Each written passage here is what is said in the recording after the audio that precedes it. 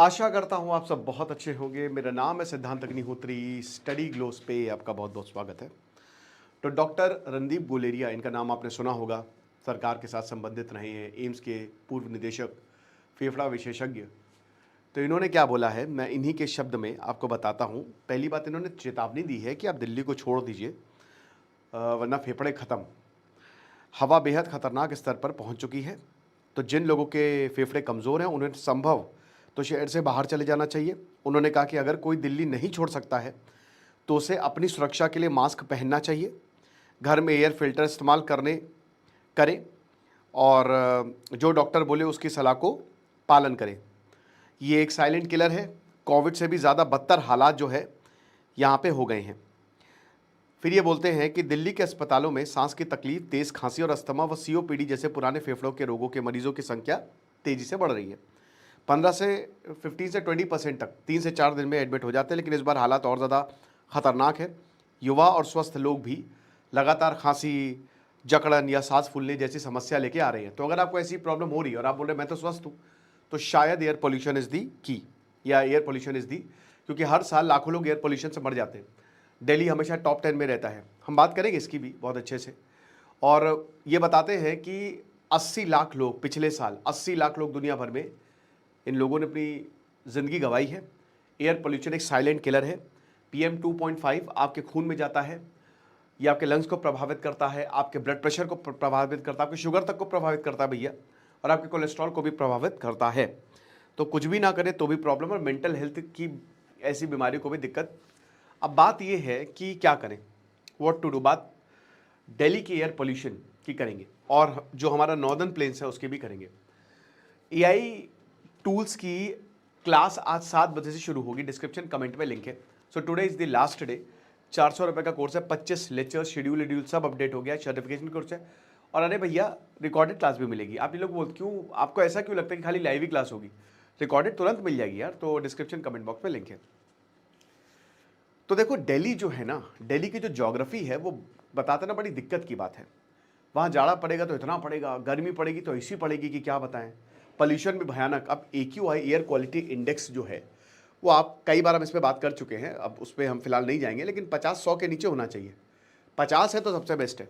Switzerland या Europe में 10-12 तक रहता है। अगर 20 से ऊपर पहुँच गए तो वहाँ इमरजेंसी को लग जाए।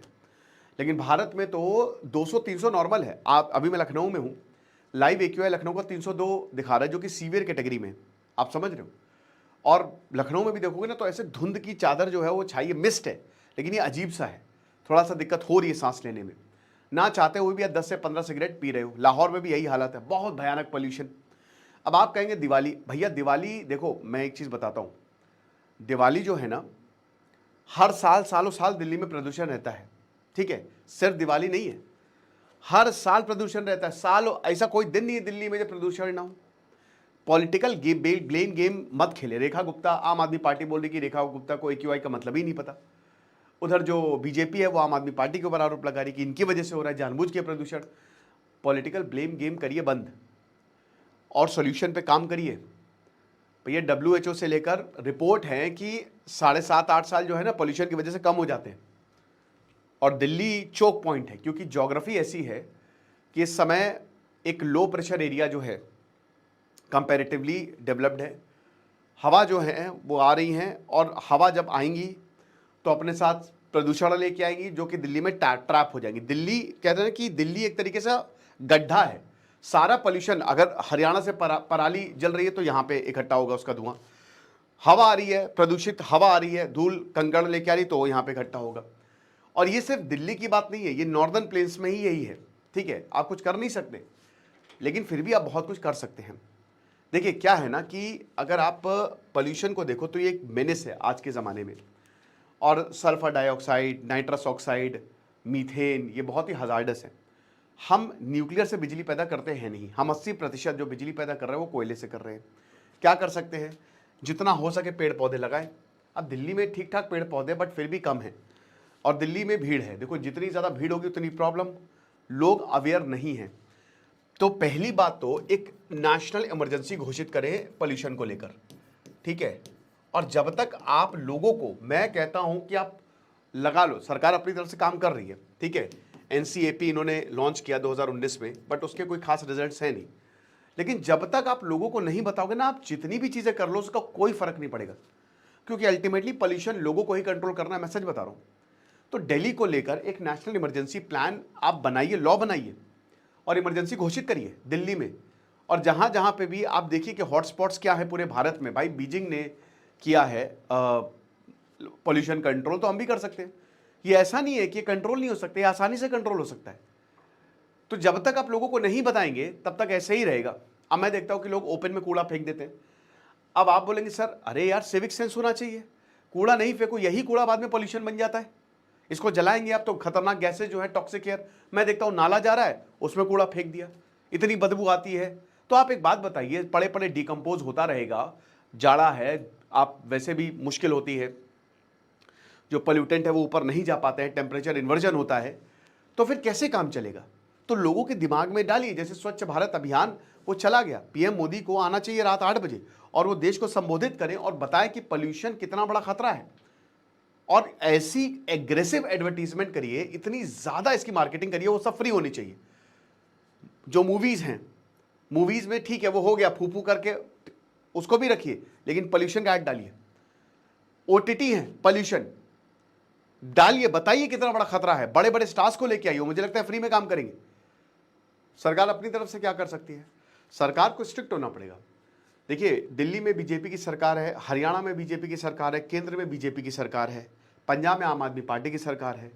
जहां जहां से परेली जलती है उन सारे किसानों को मशीन्स दीजिए, चाहे जो भी हो जाए, उनको बताइए कि इसका कैसे सदुपयोग कर सकते हैं। फसल उगा दो तो जलाओ नहीं, क्योंकि वो सारा धुआं यहां आता है और तुमको भी प्रॉब्लम होती है।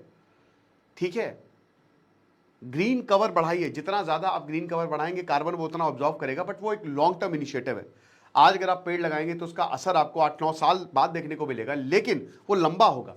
भाई बरगद का पेड़ 700-800 सालों तक जीता है, पीपल का पेड़ 2500-3000 साल तक जीता है। मतलब जो पेड़ है ना वो भगवान है, वो अमर हैं। तो जितना ज्यादा आप पेड़ लगाएंगे उतना ही आप आगे जाएंगे, ये हम समझ जाए तो उतना अच्छा। ग्रीन कवर को खत्म मत करिए कोई भी प्रोजेक्ट के लिए, समझिए इस बात को।